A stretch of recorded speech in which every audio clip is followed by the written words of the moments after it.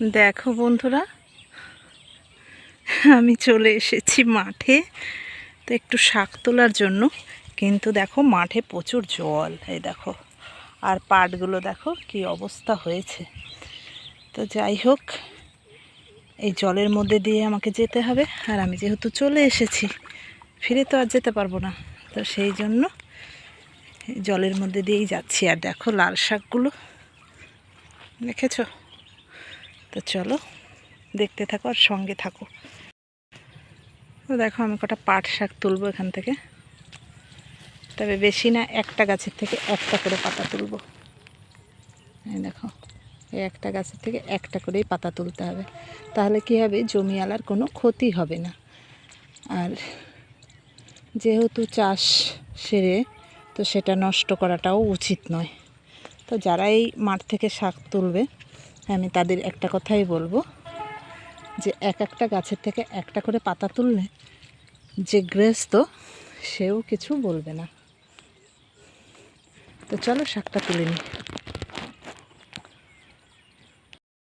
চলো ডিম তুলে নিয়ে আসি, দেখি কটা ডিম হয়েছে, কী করেছে। ডিম তো তোলা হয় না দুদিন। একটা দেখা যাচ্ছে, দুটো পেয়েছি,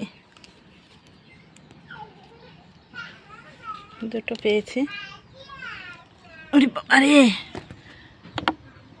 কোন দিকে বাবা, অনেকগুলোই তো আছে। দেখো বন্ধুরা, ডিম কিন্তু অনেকগুলোই আছে মনে হচ্ছে। আর আছিস না? নেই তো। কটা হলো? 4, 4, 8, 8টা হয়ে গেছে। চলো, তো এই আজকে ডিমের রেসিপি করেই তোমাদের সঙ্গে শেয়ার করি। আর দেখতে থাকো, সঙ্গে থাকো। এবার আমি ডিমটা ভালো করে ধুয়ে সেদ্ধ করে নিচ্ছি, তারপরে ছাড়িয়ে নিয়ে তোমাদের সঙ্গে ফিরে আসছি। তো চলো আমি বসিয়ে দিই সেদ্ধ। তো বন্ধুরা দেখো, ডিম সিদ্ধ করার জন্য আমি জল বসিয়ে দিয়েছি, আর এখানে একটু নুন দিয়ে দিলাম। এবার একে একে আমি ডিমগুলো দিয়ে দেবো। তো চলো, সিদ্ধ হলে ছাড়িয়ে নিয়ে ফিরে আসছি।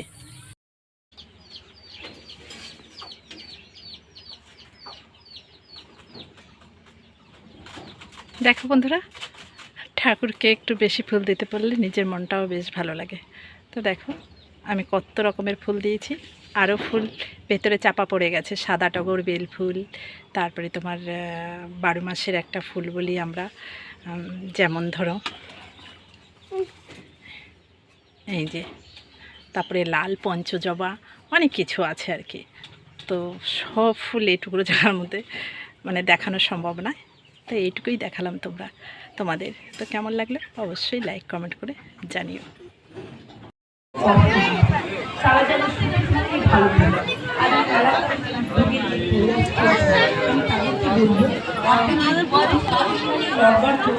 আপনাদের জন্য বলবার জন্য সবসময় আছে। আমি আপনাদের ঘরে নিয়ে যদি কখনো কোনো দরকার পড়ে শুধু জানাবেন। সুখের ভাগদার বর জন্য কি দিবা ওখানে? আসবে না, যদি কখনো দুঃখ হয়, যদি কখনো চোখের জল আসে, একবার বলবেন, চেষ্টা করবো সেই চোখের জল মোছাবার জন্য এবং নিজের আত্মার সঙ্গে মেশাবার জন্য। আমাদের মেলা কমিটির প্রাঙ্গণ থেকে একটা অনুরোধ এসেছিল যে এখানে একটা জমি রয়েছে যেখানে মন্দির করবার ভীষণ ইচ্ছা তাদের, কিন্তু সবার উদ্যোগ প্রয়োজন।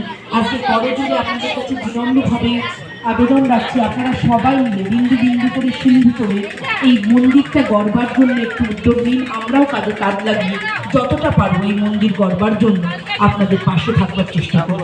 সকলে ভালো থাকবেন, সুস্থ থাকবেন, একে অপরের সাথে থাকবেন, একে অপরের পাশে থাকবেন। নমস্কার।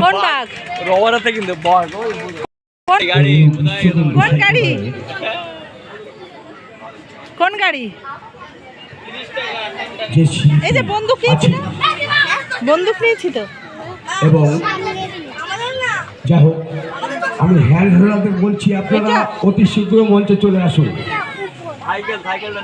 গরুর, তুমি অতি শীঘ্র মঞ্চে চলে এসো। কত করে ওগুলো? তোমার হ্যান্ডস নিয়ে। হ্যাঁ, যাই হোক, দেখুন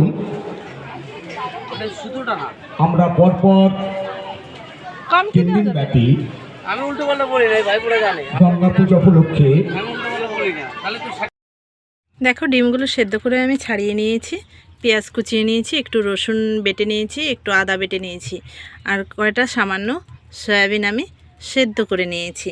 আর এখানে দেখো শুকনো লঙ্কা নিয়েছি, এলাচ নিয়েছি, লবঙ্গ নিয়েছি, একটা দারচিনি নিয়েছি, একটু গোটা জিরে নিয়েছি, আর এখানে সামান্য কয়েকটা মেথি নিয়ে নিয়েছি। তো এবার আমি একে একে এগুলো দিয়ে দেব কড়াইতে। তো আমি একটু একটু করে এগুলো ভেজে নেব। এই মুহূর্তে দেব গোটা জিরে, এই ধনেটা দেওয়ার পরে দিয়ে দিলাম জিরে, একটু টেলে নেব।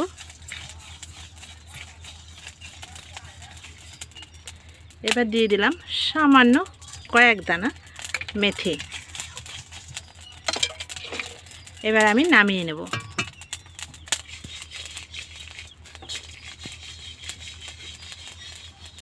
কড়াতে তেল দিয়ে দিয়েছি, এবার আমি এখানে ডিমটা হালকা করে ভেজে নেব। ডিমটা কিন্তু আমি কড়া ভাজা দেব না, হালকা ভাজবো। দেখো ডিমটার উপরে আমি হালকা 1 চিমটে হলুদ দিয়ে দিয়েছি।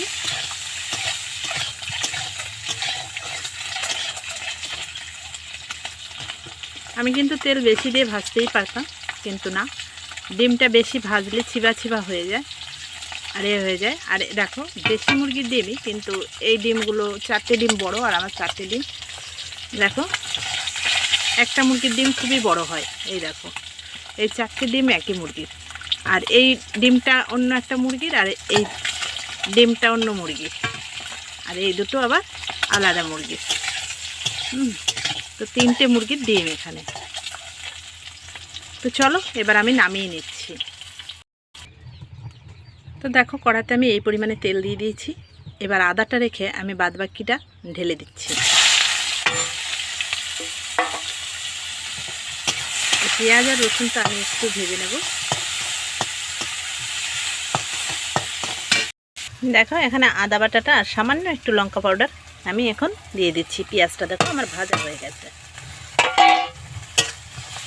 তো এর মধ্যে এবার আমি একে একে নুন আর হলুদটা দিয়ে দেব।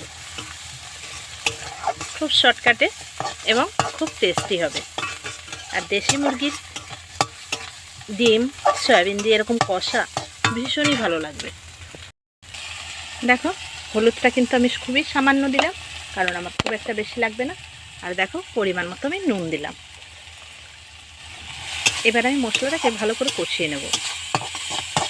দেখো মশলাটা আমার বেশ কষানো হয়ে গেছে। এই মুহূর্তে আমি দিয়ে দেব আমার সেদ্ধ করে রাখা সয়াবিন কটা।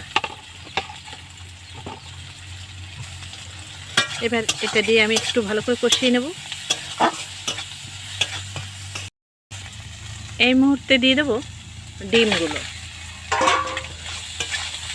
তো ডিমটা দিয়েও আমি একটু নেড়ে চেড়ে নিচ্ছি।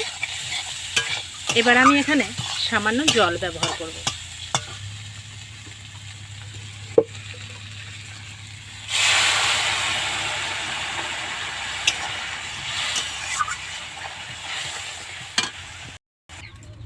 দেখো এবার আমি ভালো করে ফুটিয়ে নেব।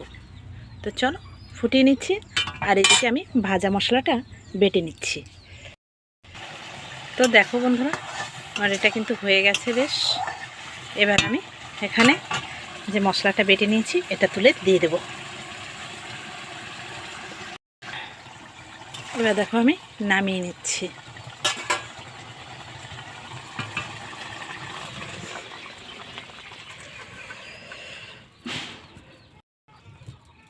দেখো কষাটা হয়ে গেছে আমার।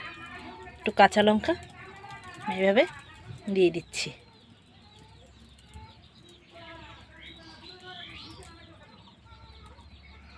দেখো কি দুর্দান্ত লাগছে দেখতে, তবে খেতেও কিন্তু যা দেখতে লাগছে তার থেকে আরও বেশি সুন্দর হবে। তো চলো আমি যেভাবে করলাম অবশ্যই তোমরা এভাবে করবে। এবার চলো গরম গরম ভাতে খেয়ে নেওয়া যাক। এমনকি তোমরা পরোটা রুটিতেও খেতে পারো। তো চলো খেয়ে নেওয়া যাক। আর ভালো লাগলে কিন্তু অবশ্যই লাইক কমেন্ট শেয়ারের অনুরোধ রইল। আমরা বাবুকে দিয়ে দিচ্ছি। আর এটা খুব কম দিয়ে হালকা করে ভাতটা মেখে খেতে হবে।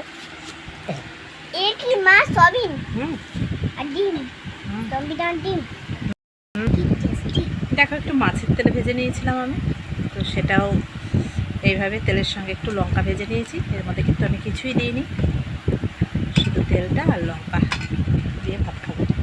তো তোমরা কে কে আমার মতো খেতে ভালোবাসো অবশ্যই লাইক কমেন্ট করে জানিয়ে দিও।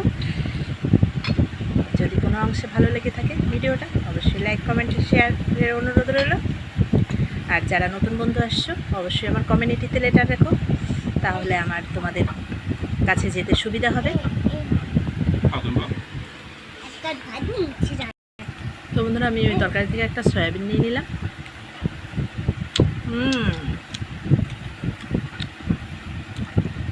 তো ঠিক আমি যেভাবে রান্না করলাম এভাবে তোমরা একবার ট্রাই করে দেখো, আর টেস্টটা কেমন হয় অবশ্যই আমাকে কমেন্ট করে জানিও। তো চলো, সবাইকে অসংখ্য ধন্যবাদ, অনেক অনেক ভালোবাসা।